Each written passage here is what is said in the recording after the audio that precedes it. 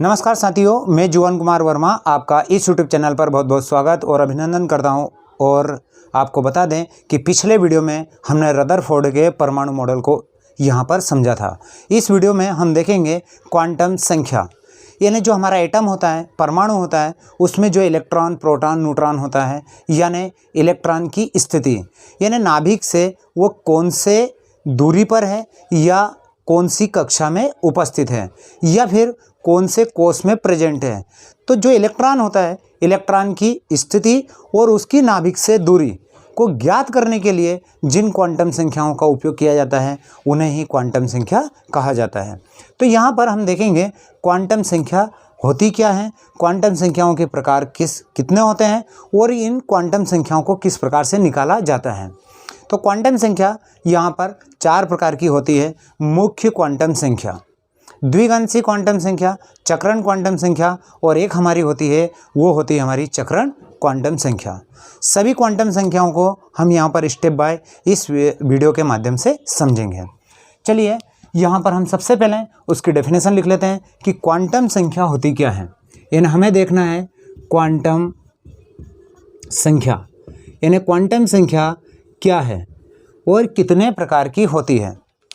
तो किसी परमाणु, यहाँ उसकी डेफिनेशन लिखेंगे, किसी परमाणु या एटम परमाणु में उपस्थित, क्योंकि जो इलेक्ट्रॉन होता है वो नाभिक से एक विशेष दूरी पर होता है और उसकी एक स्थिति यानी उसकी कोष की संख्या एक स्थिति होती है। तो किसी परमाणु में उपस्थित इलेक्ट्रॉन की स्थिति और उसकी नाभिक से दूरी ज्ञात करने के लिए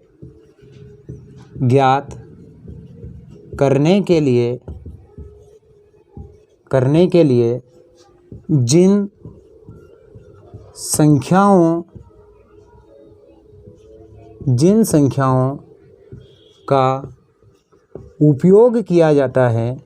का उपयोग किया जाता है उन्हें क्वांटम संख्या कहते हैं। उन्हें क्वांटम संख्या कहते हैं।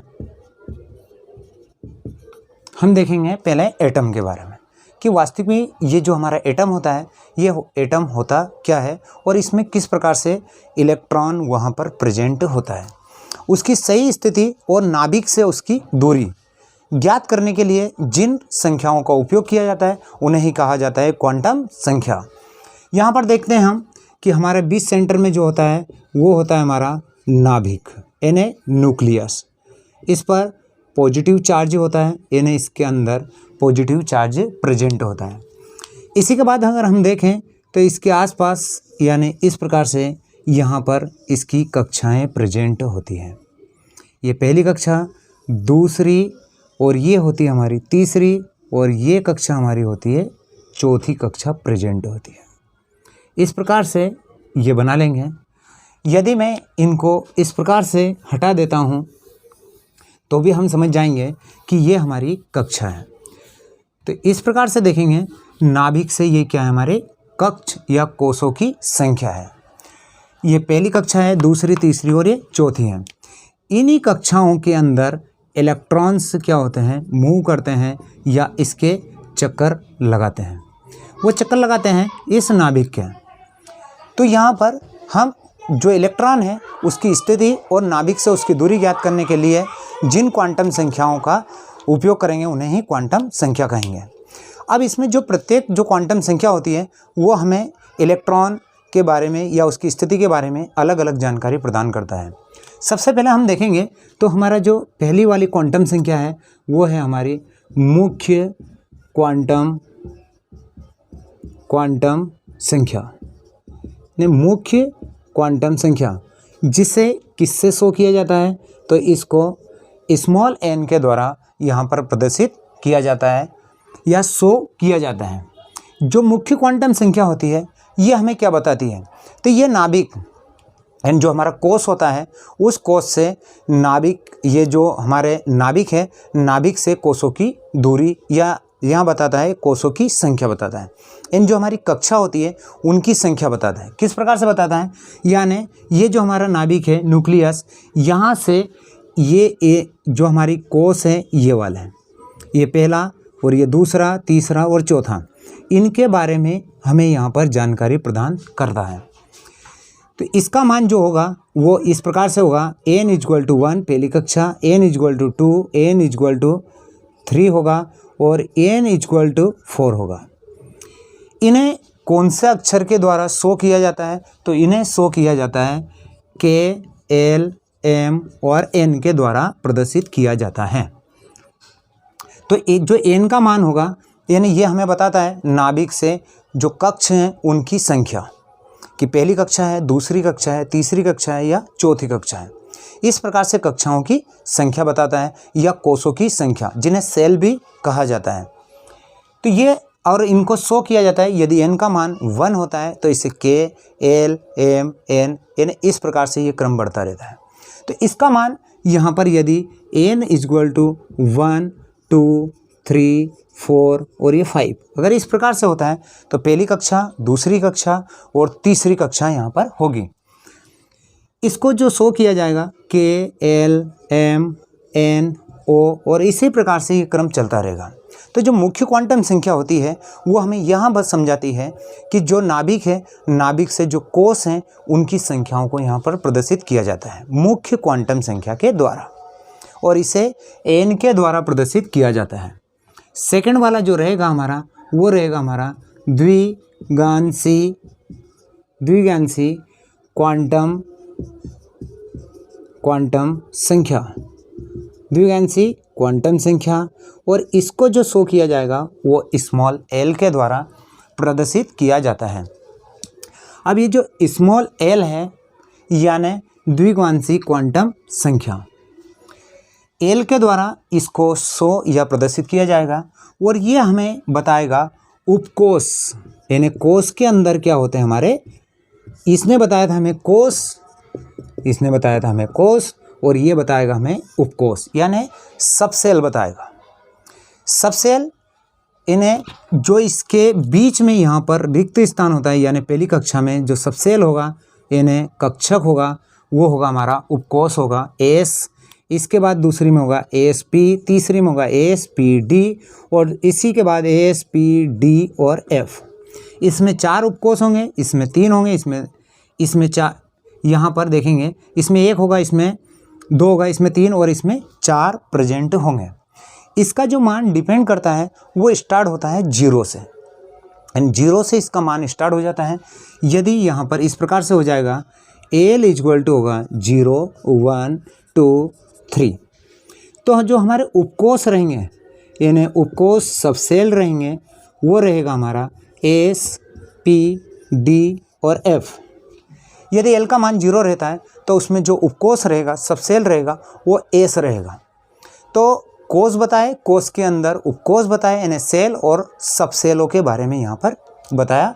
द्विगांशी क्वांटम नंबर्स है। तो इस प्रकार से इसका मान होता है 0, 1, 2, 3 प्रेजेंट होता है। इसी के बाद हम देखते हैं तो जो आता है हमारा, वो आता है चुंबकी क्वांटम संख्या, यानी मैग्नेटिक क्वांटम नंबर्स, इसे कहा जाता है प्रिंसिपल क्वांटम नंबर्स। जो चुंबकी क्वांटम संख्या होती है, जो इसका मान होता है वो मान डिपेंड करता है L के मान पर, यानी द्विगांशी क्वांटम संख्या के ऊपर इसका मान डिपेंड करता है। यह हमें बताता है जो हमारे उपकोश हैं उसमें कक्षकों की संख्या बता देता है, यानी जो कक्षक होते हैं, जो ऑर्बिटल्स होते हैं, उनकी संख्या यहाँ पर बता देता है। तथा उसका जो मान होता है वो इस प्रकार भी होता है, यानी -L से हमें इस प्रकार से होता है +L की तरफ बढ़ना होता है। तो इसका जो मान होगा वो किस प्रकार से होगा, उसको हम इस के माध्यम से समझेंगे।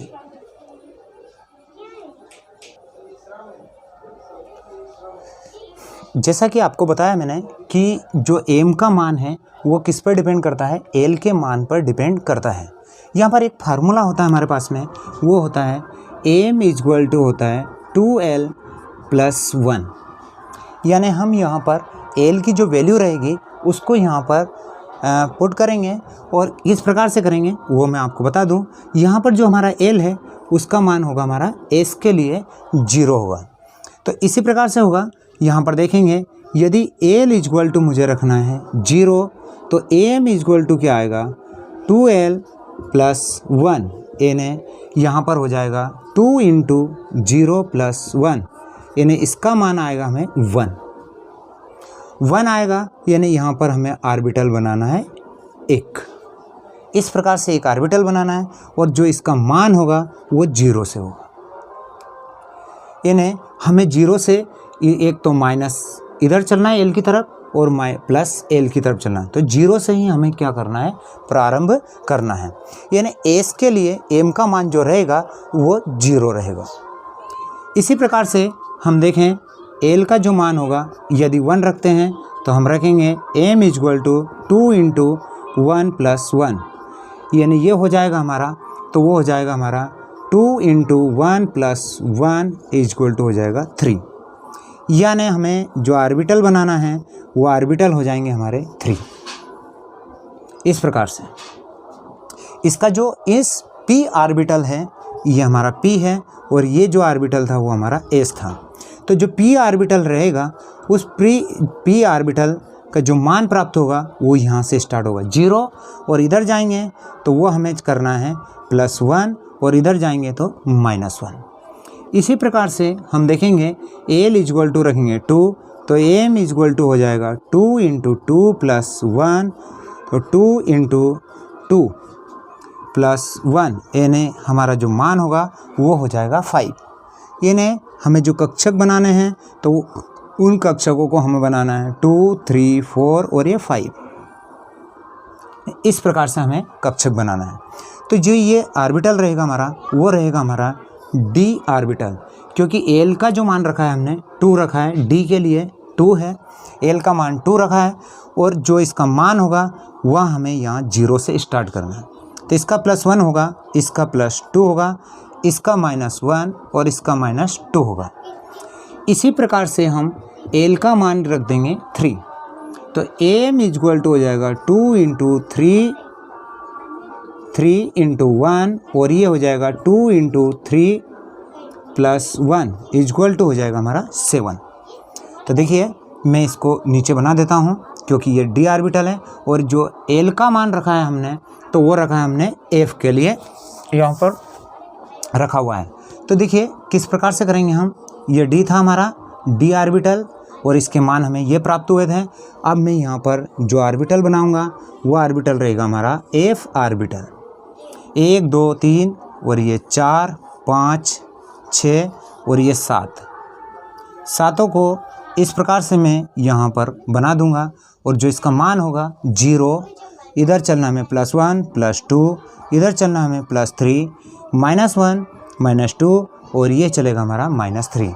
यानी ये हमें मान उसके प्राप्त होंगे। यदि इलेक्ट्रॉन यहाँ पर प्रेजेंट है तो हमें उसका मान प्राप्त होगा m का -3 प्राप्त होगा।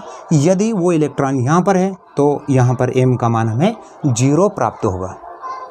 तो यहाँ पर m का जो वैल्यू है वो हमें यहाँ पर ज्ञात हो चुकी है और प्रत्येक जो ऑर्बिटल्स हैं उसमें हमें जो इलेक्ट्रॉन आएंगे वो इस प्रकार से होंगे 1, 2, 3, 4, 5, 6। इसी में अगर हम इलेक्ट्रॉन भरेंगे तो यहाँ पर जो हमारे हुंड का जो नेम कहता है कि सबसे पहले जो इलेक्ट्रॉन होते हैं वो सबसे रिक्त कक्षों में प्रवेश करते हैं, उसके पश्चात अर्धपूरित कक्षकों में प्रवेश करना प्रारंभ कर देते हैं। तो यहाँ पर 1, 2, 3, 4, 5, 6, 7, 8, 9 और 10, यानी इसमें इलेक्ट्रॉनों की जो संख्या आएगी यानी इलेक्ट्रॉन हो सकते हैं 2, इसमें इलेक्ट्रॉन हो सकते हैं 6 और इसमें इलेक्ट्रॉन होते हैं 10 और इसमें इलेक्ट्रॉन होते हैं 14। यहाँ पर हम इलेक्ट्रॉनों की संख्या को भी ज्ञात कर सकते हैं कि किस ऑर्बिटल या किस कक्षक में कौन से कितने इलेक्ट्रॉन्स आएंगे। इसी के बाद में हमारा जो आता है वो 4th नंबर का आता है, और 4th नंबर है हमारा वो है चक्रण क्वांटम संख्या। इन्हें चक्रण क्वांटम संख्या क्या होती है, चलिए अगर आपको नीचे से नहीं दिख रहा हो तो मैं यहाँ पर ऊपर चक्रण क्वांटम संख्या को लिख देता हूँ। चक्रण क्वांटम संख्या होती क्या है, तो देखिए जो इलेक्ट्रॉन यहाँ पर जो नाभिक होता है अपनी कक्षा के द्वारा इस नाभिक के चक्कर लगाने के साथ साथ जो इलेक्ट्रॉन होता है वो, यानी ये नाभिक है यदि, तो जो इलेक्ट्रॉन होता है ये इस प्रकार से क्लॉकवाइज, और यहाँ पर इलेक्ट्रॉन एंटी क्लॉकवाइज, इन्हें यहाँ पर एंटी क्लॉकवाइज एक घड़ी की दिशा में और एक घड़ी की विपरीत दिशा में भी अपने अक्ष पर घूमता रहता है। तो ये जो हमारा 4th नंबर है वो है हमारा चक्रण क्वांटम संख्या, क्वांटम संख्या, और इसे जो शो किया जाता है वो किया जाता है एस से। तो देखिए यदि इस प्रकार से घड़ी की दिशा में इलेक्ट्रॉन घूम रहा है, जिस प्रकार से ऊपर इस प्रकार से जाता है, तो हम इसका जो मान लिखेंगे यानी आधे इलेक्ट्रॉन प्लस 1/2 होगा, या आधे इलेक्ट्रॉन हमारे होंगे -1/2। यदि क्लॉकवाइज घूमेगा तो उसकी जो मान होगा इसका वो होगा हमारा +1/2 होगा, और यदि वो एंटी क्लॉकवाइज घूम रहा है तो उसका माइनस अगर नीचे जा रहा है तो उसका इस प्रकार से एंटी क्लॉकवाइज घूम रहा है, या दक्षिण वामावर्त घूम रहा है और एक दक्षिणावर्त है, यानी घड़ी की दिशा और एक घड़ी की विपरीत दिशा में, तो इसका मान होगा माइनस में और इसका माइनस, और इसका मान होगा प्लस में। तो यहाँ पर जो चक्रण क्वांटम नंबर से होता है उसके 2 ही मान यहाँ पर प्राप्त होते हैं, यानी +1/2 और -1/2 यहाँ पर मान प्राप्त होते हैं। ये जो क्वांटम नंबर से है इसके द्वारा हम परमाणु में उपस्थित इलेक्ट्रॉन की स्थिति और इलेक्ट्रॉन की नाभिक से दूरी, ये सभी हम इनके द्वारा ज्ञात कर सकते हैं। तो ये था हमारा क्वांटम नंबर से। चलिए यहाँ पर हम देख लेते हैं कि एक जो हमारा उदाहरण के द्वारा या हमसे किस प्रकार से क्वेश्चन पूछा जाएगा। तो किस प्रकार से पूछे जाएंगे, जब तक आप इनको नोट कर लीजिएगा, और उसके बाद हम देखते हैं कि क्वेश्चन हमसे किस प्रकार से पूछे जाएंगे।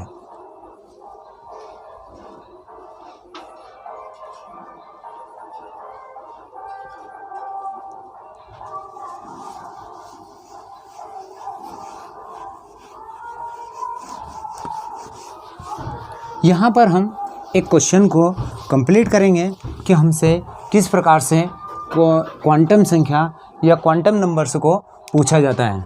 यहाँ पर है जो हाइड्रोजन है उसका एटॉमिक नंबर 1 है, और उसके इलेक्ट्रॉन की चारों क्वांटम संख्याओं का मान हमें ज्ञात करना है।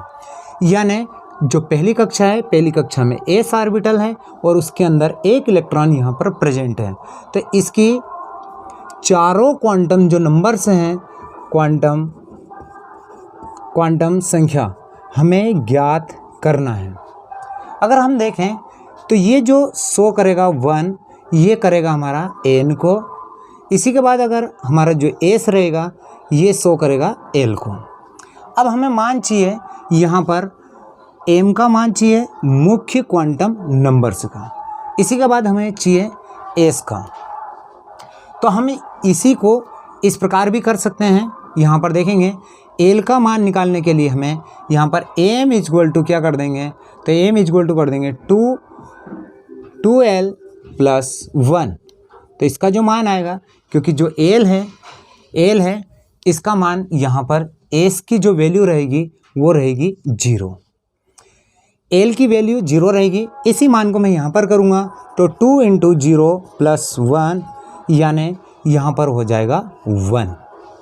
इन्हें हमें m का मान जो प्राप्त हो रहा है 1 हो रहा है, और 1 में जो ऑर्बिटल बनता है हमारा इस प्रकार से, और उसके नीचे हम लिखते हैं प्रारंभ करते हैं, क्योंकि l को हमें माइनस की तरफ भी से किधर चलना है, हमें +l की तरफ चलना है, तो हमें 0 से ही प्रारंभ करना पड़ेगा, इधर प्लस में और उधर माइनस में।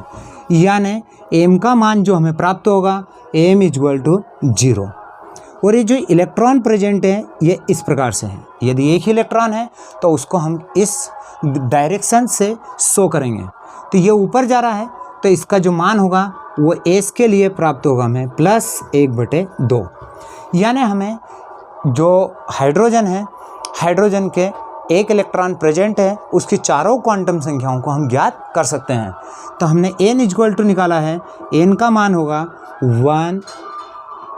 इसी के बाद l का जो मान होगा वो s के लिए होता है 0, जो s ऑर्बिटल होता है, और उसी के बाद m का जो मान होगा 0 और s के लिए होगा तो वो होगा हमारा +1/2।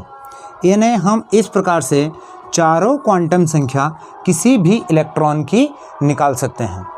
तो ये था हमारा क्वांटम नंबर्स या क्वांटम संख्या निकालने की जो ट्रिक्स हैं या क्वांटम संख्या ज्ञात करने की विधि है। तो क्वांटम संख्याएं हमारे जो होती हैं वो 4 प्रकार की होती हैं। चक्रण मुख्य क्वांटम संख्या n, l और m और s, ये चारों क्वांटम संख्या हम किसी भी इलेक्ट्रॉन की निकाल सकते हैं। तो आपको ये वीडियो पसंद आया होगा, तो इसको आप जो 11th क्लास के स्टूडेंट्स हैं उनके पास में भी इसको शेयर करिए। इसी के साथ जय हिंद, जय भारत।